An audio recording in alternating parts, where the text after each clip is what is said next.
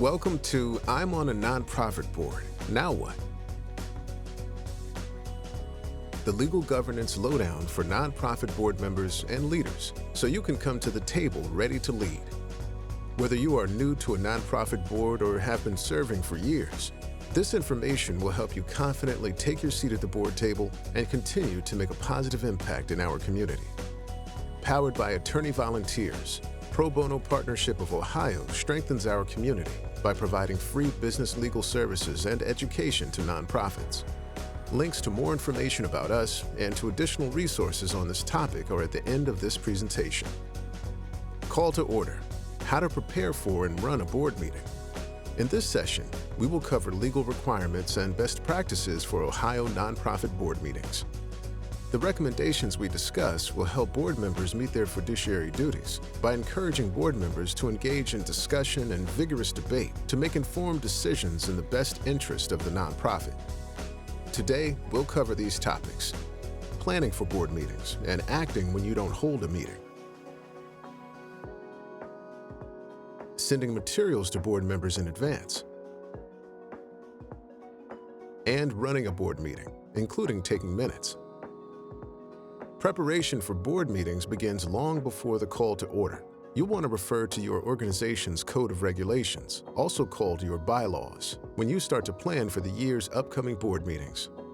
Check your bylaws for requirements about board meetings, such as how many, where, and when board meetings must take place, how board members must receive notice of meetings, what constitutes quorum, and whether board members can attend meetings virtually. Let's go through these one by one. Unless the bylaws state otherwise, Ohio law requires that boards meet at least once per year. As a practical matter, most nonprofit boards meet quarterly or monthly. Under Ohio law, a nonprofit must have at least 3 board members. Usually, not every board member will be able to attend every meeting. When planning for board meetings, strive to ensure a quorum will be available to attend. Quorum is the specific number or percentage of board members that must attend for the board to conduct business and make decisions. Unless your bylaws require more, the board members present at a meeting constitute a quorum. Best practice for what constitutes quorum is at least the majority of the board. So if your bylaws follow the best practice of having quorum constitute a majority of the board, if you have 5 board members, at least 3 of them must be present in order to conduct business and take any votes.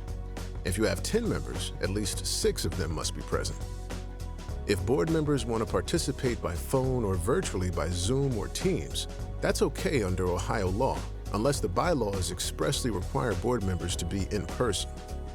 If your bylaws do not prohibit attending remotely, the key under Ohio law is that they must be able to fully participate in the meeting.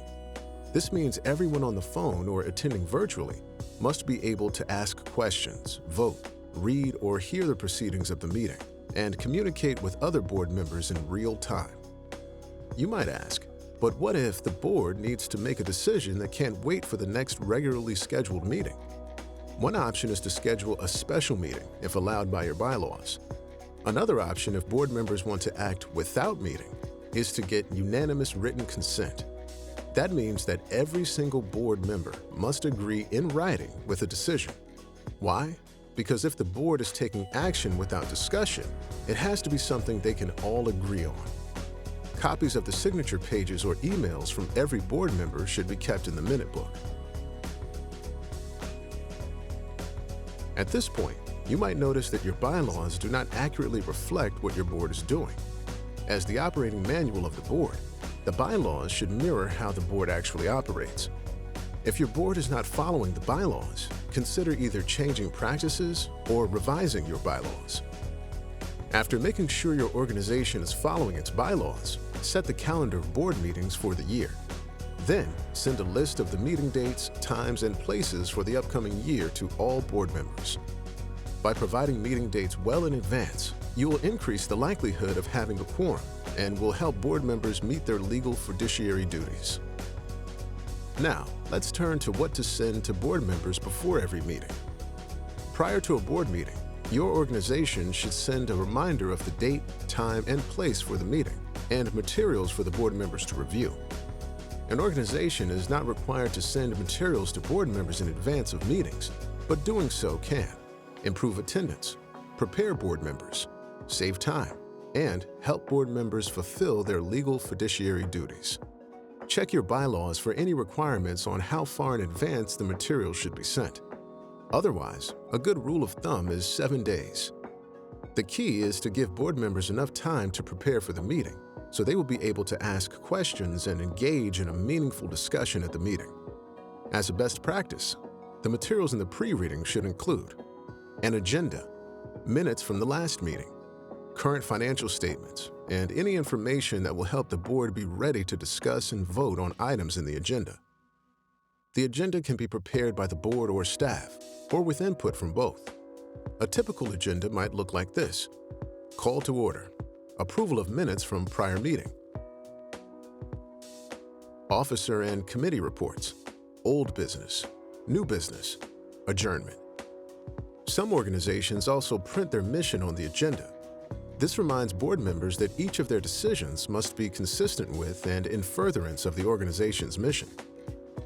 Everything we've discussed so far takes place before a meeting starts. Now let's turn to what happens during a board meeting. The president or board chair usually presides over board meetings. Someone, usually the secretary, must take written minutes of the meeting. During the call to order, these items should be noted in the minutes: the date, time, and place of the meeting, names of the board members, staff, and invited guests attending. If anyone enters or leaves during the meeting, their comings and goings should be noted in the minutes. Whether a quorum is present. If quorum is not met, board members can still have discussions but can't make decisions. No voting can take place. Next, minutes from the prior meeting should be presented for approval. After the board has voted to approve the minutes, the secretary signs them. Once signed, the minutes can be used as legal evidence of what happened at the meeting. Officers and committees may give verbal reports to the board.